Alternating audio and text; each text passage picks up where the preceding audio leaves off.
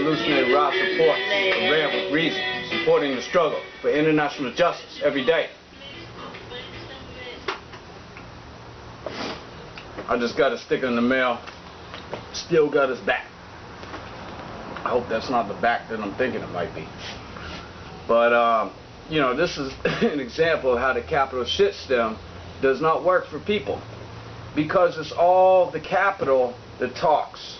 The capital is always what reaches the people.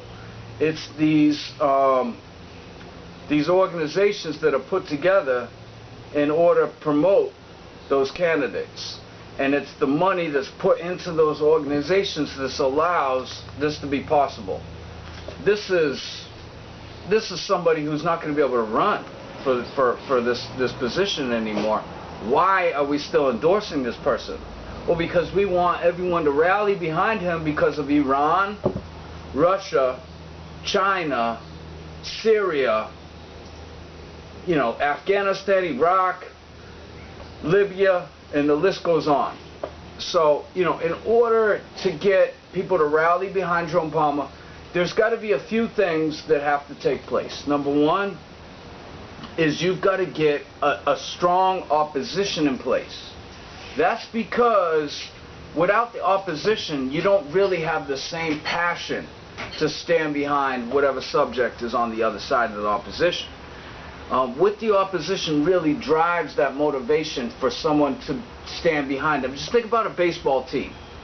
Is it more interesting to watch a rival team, you know, New York Yankees versus Boston Red Sox, or is it more interesting to watch just two random teams?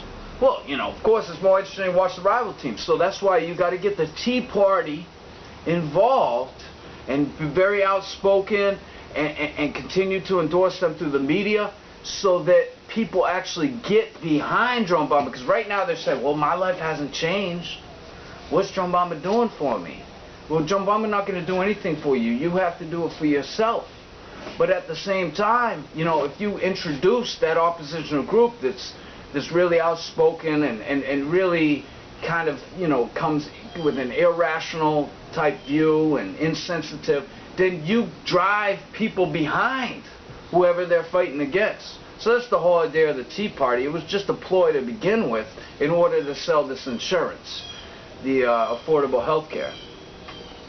But anyway, I've got something to talk about today. I looked at an article last night Glenn Greenwald wrote from The Intercept, and it has to do with GCHQ, which is like Britain's surveillance arm, internet surveillance. We have the Internet Surveillance Agency here, the NSA. Britain has the GCHQ. And within that agency is the JTRIG, which is in coordination with the Five Eyes Alliance, which is, of course, your New Zealand, Austria, Great Britain, United States, Canada. And they collaborate together. And what they're doing is skirting the laws here. See, the laws are in place to protect citizens with certain rights to privacy. But if it's another country that's perhaps saying, well, this person's a threat to our country, so we have the right to spy on them, they collect the information and then they distribute it to our department here that handles the same work, then that's how they're able to skirt the law. So in other words, NSA spies on people all over the world and gives information to those governments, and the GCHQ spies on Americans and gives that information to the American government here. It's a way to skirt the Fourth Amendment.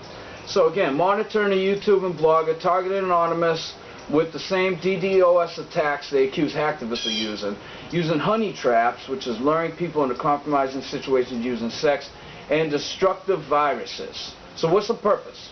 Purpose to inject all sorts of false material into the internet in order to destroy the reputation of its targets, and to use social sciences and other techniques to manipulate online discourse of activism to generate outcomes it considers desirable. They conduct things such as false flag operations, which is posting material to the internet and falsely attributing it to someone else, in other words, planting the dope on them, and fake victim blog posts, which is pretending to be a victim of the individual's reputation they want to destroy. This is one of their excerpts from their program that they have that was confiscated from Edward Snowden. So as you can see right here, set up the honey trap, change the photos on social network sites. That's another thing they're doing. They, you know, with Facebook and all these social networking companies that don't tell you what you're doing. But what you're doing is you're giving your information away. So perhaps if you're a young girl, they're going to take your picture and then they're going to use it to try to sell whatever their products are, whatever their ideas are later on to other people. And they're going to say, well, this person, which by the way, most men are going to look at a young girl. If they see a young girl that's well developed in front of them, naturally through their tendency to be tempted into the sin is what they're going to reflect their eyes on. And if you're looking at something and then they show you this, then naturally, you know, men have a tendency to look at those types of things. So if you're on Facebook and you're a young girl, just know that it's very probable that your picture's being used right now. Facebook's already sold your picture to another company that's using you and your body and your face and your smile to attract older men into buying a particular product or buying a particular idea. Discredit a company. Leak confidential information to companies via the press, via blogs, etc. So this is another way that they're trying to discredit people and companies here by posting negative information on appropriate forums and stopping deals to ruin business relationships. Two broad categories: information ops, which is influence of disruption, and technical disruption. In fact, the discussion of many of these techniques occurs in the context of using them in lieu of traditional law enforcement against people suspected but not charged or convicted with ordinary crimes, or more broadly still, hacktivism, meaning those who use online protest activity for political means. As anonymous expert Gabriel Coleman of McGill University told me, talking to Glenn Greenwald, quote, targeting anonymous and hacktivists amounts to targeting citizens for expressing their political beliefs, resulting in the stifling of legitimate dissent, end quote. And by the way, anonymous has been taken over. You see this Barrett Brown character, he's locked up. Well, now they've replaced him with the feds and the CIA in particular, that's using the anonymous and projecting it onto other countries like South America to try to lure the youth into believing in whatever hoax they're trying to sell. Harvard Law professor Casper Sunstein himself wrote a controversial paper in 2008 proposing that the U.S. government employ teams of covert agents and pseudo-independent advocates to cognitively infiltrate online groups and websites as well as other activist groups. Sunshine also proposed sending covert agents into chat rooms, online social networks, or even real space groups, which spreads what he views as false and damaging conspiracy theories about the government. Ironically, the same Sunshine was recently named by Joe Obama to serve as a member of the NSA review panel created by the White House. This is, if you're interested in looking at it, just go to the Intercept. This is some of the documents that they have that outlines some of the program's details.